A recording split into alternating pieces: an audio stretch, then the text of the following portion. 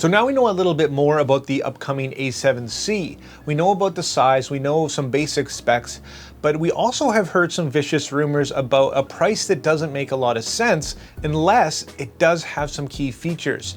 Now this is a vlogger or a creator style camera. It's going to be tailored towards somebody that is shooting video a lot of the time, so it's got to have some of the features that are going to attract that and make it worth the price. So as it stands, it does have the same 24 megapixel sensor from the A7 III, and we know that. That's old technology, but it's still very capable. But it is said to use the A7S III's autofocus algorithm, which is fantastic. It's going to have great tracking, eye autofocus and video, and hopefully they've worked out a few of the bugs that the A7 III does struggle with in terms of video. Now, is it going to be 8 or 10 bit? I think that's going to have a big deciding factor whether or not this thing's a flop. Another thing is the Ibis. Now Sony's A7 III, its Ibis isn't tremendous. And with the A7S III, they've gone into the next gen of actually including some electronic image stabilization along with the physical to make this thing just rock solid. So seeing that brought over to a smaller and more capable vlogging style camera could be one of the main deciding factors of people choosing it. If it's rock steady, if it's more capable in terms of handling than the A7 III and the A7S III, it might be a great option, even for a B camera if it's going to be capable enough. It might not be an ideal primary camera for a lot of people, but if it has a lot of the features that you're looking for, it might be a great secondary camera. So this is a little bit of a weird move if you ask me from Sony. So now let's have a quick look at the size and the weight of this camera in comparison to the Sony A7 III. And I think this is going to be another big determining factor. Does it have the ergonomics? Does it have the weight and the lack of fatigue that you're going to need for a vlogging style camera? Let's check it out. Okay, so here's our size comparison. Here's our A7C, our A7 III, and this is basically an A7 III in an A6600 style body, making this one of the smallest full-frame cameras that you can definitely buy. So for what you get out of it, it's pretty interesting, and they're really pushing the limits. But like I said in my last video, I do worry a bit about weather sealing because there has to be some compromises. So it'd be interesting to see how and what they do about that, because you can't have it all.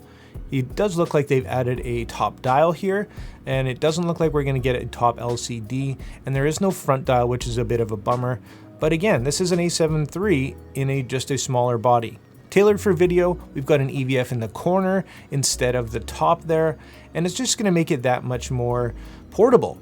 So it does have the flip out screen, which is going to be a game changer, and a lot of people are going to be happy about that. But in terms of size and weight compared to these two, or compared to the A6600, it's going to be probably right in the middle.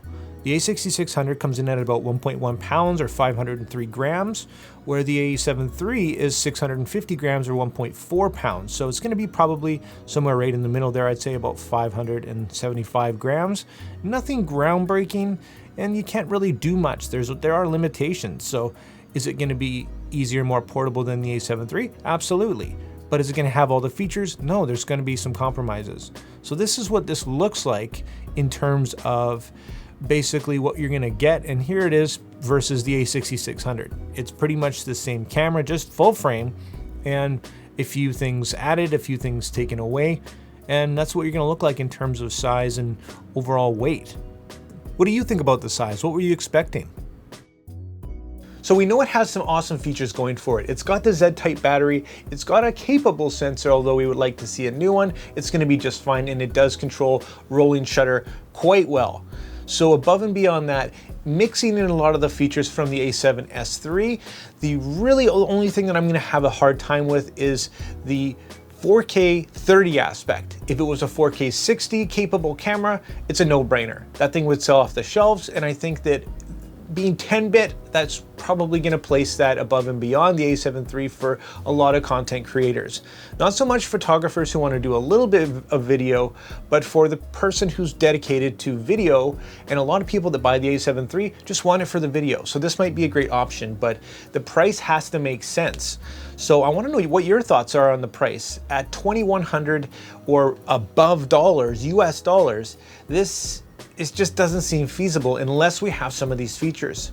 So let me know down in the comments what your thoughts are and what this thing has to be. We're gonna find out any day now, which is exciting, but it's always fun to speculate and talk about this stuff. Get involved, guys. I wanna hear what you have to say. So let's leave it at that. And like always, guys, thanks so much for watching this video.